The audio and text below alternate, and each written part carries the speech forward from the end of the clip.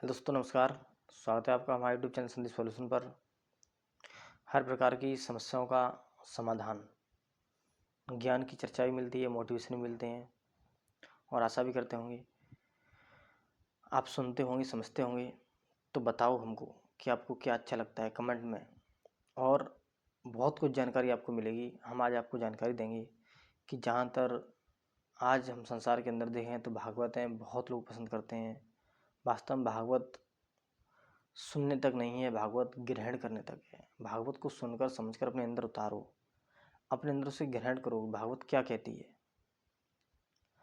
भागवत को जानो, भागवत को तोड़ो, भागवत के अर्थ को जानो। भामिस होती है भक्ति, गामिस होता है ज्ञान, वामिस होता है वैराग, तामिस होता है तरण। तो भक्ति को पाओ। भक्ति पाने के लिए आप शास्त्रों की खोज करो। भक्ति कैसे मिलेगी हमको, कैसे जाए भक्ति पास। तो कहा भी है संतों ने कि भक्ति स्वतंत्र सरल सुख खानी, बिनु सत्संग न पावे प्राणी।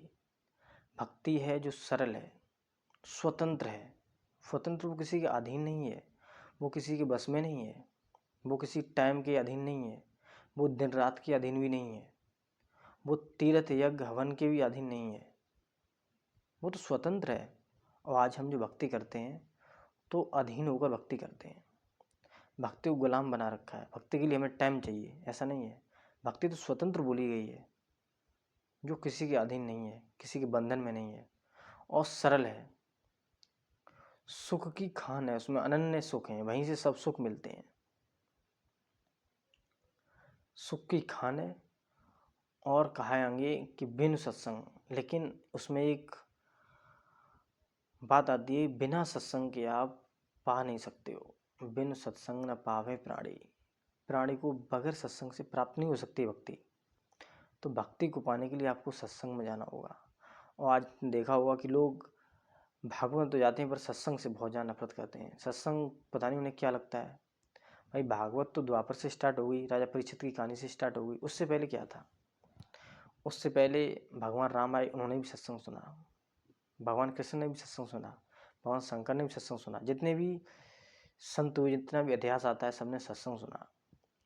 अब भागवत 7 दिन की राजा परीक्षित के अंदर बनाई गई तो समझते हैं कि भागवत से बढ़कर कुछ नहीं है। लेकिन भागवत वास्तव में है महान। लेकिन भागवत कहती है कि बिन सत्संग न पावे प्राणी। तो सत्संग में आपको जाना होगा, तभी आप पता कर सकते हैं भक्ति क्या चीज़ है। तभी आप भक्ति का रसस्वादन पा सकते हैं, उसका आनंद पा सकते हैं, उसको प्राप्त कर सकते हैं।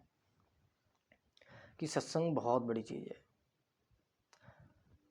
सत्संग में मिलते हैं हीरे, पर मिलते हैं धीरे धीरे। सत्संग है मानसरोवर, सुखों की खान बंदे। सत्संग में ही मिलते हैं सचमुच भगवान बंदे। बताओ कितनी बड़ी बात है। सत्संग में हीरे मिलते हैं पर धीरे धीरे मिलते हैं। सत्संग मानसरोवर है जहाँ भगवान का निवास होता है, भगवान विष्णु का। और सुखों की खान है, अन्य सुखों की खान है। और सत्संग में मिलते हैं सचमुच भगवान बंदे। अगर भगवान की प्राप्ति होती है तो सत्संग में ही होती है। कोई सत्संग क्या कहता है? सत्य का संग, उसे सत्संग कहते हैं। अगर सत्य का संग जो संगत करा दे, जो गुरु करा दे, चाहे वो कोई भी हो, उसकी जात बरात नहीं देखी जाती, उसकी वेशभूषा नहीं देखी जाती। कहते हैं ना कि भेष देख मत भूलिए, पूछ लीजिए ज्ञान। मोल करो तलवार का, पड़ी रहने दो म्यान। म्यान से मतलब नहीं है उसे कपड़ों से, उसके शरीर से मतलब नहीं है, क्या गोरा है, क्या काला है, क्या उम्र है उसकी, ऐसा कुछ नहीं है। ऐसी मिलती है जो उस सत्य का संग करा दे। आप जानते हैं परमपिता परमात्मा के सिवाय कुछ सत्य नहीं है। उसका जो संग करा दे, साक्षात्कार, उसी को सत्संग कहते हैं।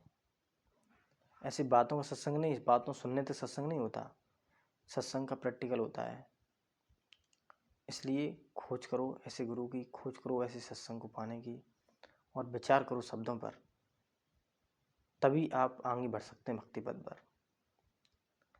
कहते तो ये भी हैं कि प्रथम भक्ति संतन का संग। अगर आपको भक्ति शुरुआत करनी है तो संतों के साथ जाना होगा, संतों के सानिध्य में जाना होगा, संतों की सेवा करनी होगी। ऐसे संतों की खोज करें, ऐसे सत्संग की खोज करें। आप भीड़ देख के मत जाइए सत्संग में, आप शास्त्रों उठाइए, उसमें सार ग्रहण कीजिए। हर चीज़ में सार निकालो। आपने देखा होगा दूध होता है, जो दूध का सार जो होता है, उसकी फेंट होती है, उसमें जो घी होता है, अगर वो ना हो तो दूध पानी के समान होता है।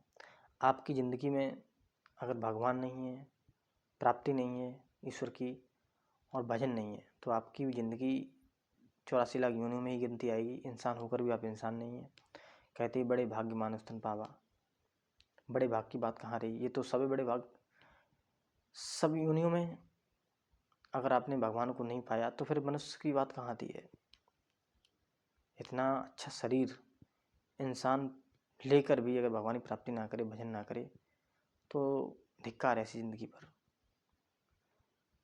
तुलसीदास तो कहते भी हैं कि घट में है सूझे नहीं लानत ऐसी जिंद, तुलसिया संसार को भयो मोतिया बिन।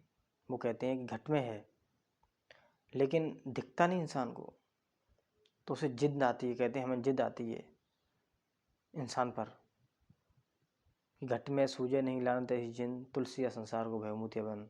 ऐसा लगता है संसार को, सारे संसार को मोतियाबिंद की बीमारी हो गई है, इनकी आंखों में पुतलियाँ खराब हो गई, इनकी आंखें। जो बताओ इतने पास होते हुए भगवान को नहीं देख पाया, उन्होंने जान नहीं पाया। तो आप संतों की बाणी को समझें, जानें, उन्हें खोज करें, तभी आप भक्ति पद पर चल सकते हैं, भगवान की प्राप्ति कर सकते हैं। आपके अंदर संस्कार आ सकते हैं। आप लड़ाई से अपने आप को बचा सकते हैं, अपनी फैमिली को बचा सकते हैं, अपने परिवार को बचा सकते हैं, अपने गांव को बचा सकते हैं, अपने जिला, अपने राज्य, अपने देश को बचा सकते हैं, जब आपके अंदर संस्कार होंगे तब। अन्यथा आपने नहीं ध्यान दिया तो बहुत बुरी हालत होगी आपकी। कहते हैं कि क़यामत जब भी आएगी ज़मीन पर जल जला होगा, ना बाप बेटे का होगा, ना बेटा बाप का होगा। बनाए दोस्त जो साथी ये सारे छूट जाएंगे, जिन्हें तुम खास कहते हो वो रिश्ते टूट जाएंगे। इसलिए दोस्तों संतों की बाणी को समझें, विचार करें, जरूर शब्दों पर गौर करें। कोई भी प्रॉब्लम